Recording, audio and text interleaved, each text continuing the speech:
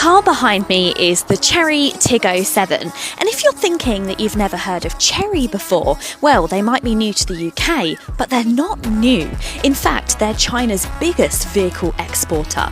They've sold over 5 million cars to 80 countries worldwide. They're only just now arriving in the UK, and they're coming with 2 core models, and this is one of them.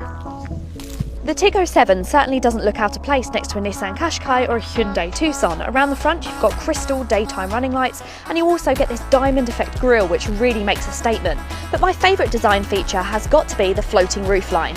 Inside you have an interior which puts the German rivals to shame. You have full imitation leather seats which are heated and cooled, plus you have electric and memory functions, and the whole cabin feels super high quality.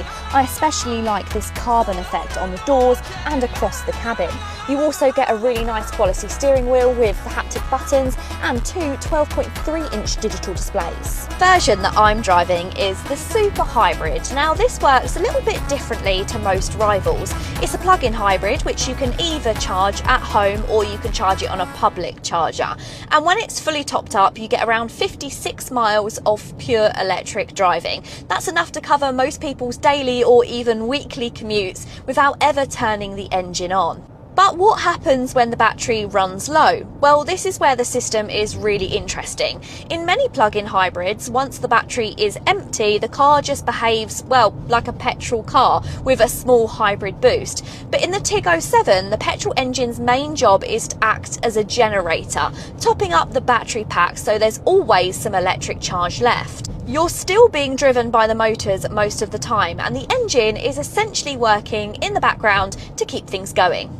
And that means that you never end up lugging around a big empty battery that feels like a dead weight. Even with the battery showing depleted, you still get some of the smoothness and torque that you'd expect from an EV-like drive. Boot space is competitive for whichever model you go for, but go for this plug-in hybrid you get 475 litres. However, if you go for the standard petrol model, you actually get 626. Prices start from around £25,000 if you go for the petrol, or around £30,000 if you want the super hybrid. Now all models come with a 7-year 100,000 mile warranty, plus you get 3 years of RAC breakdown cover.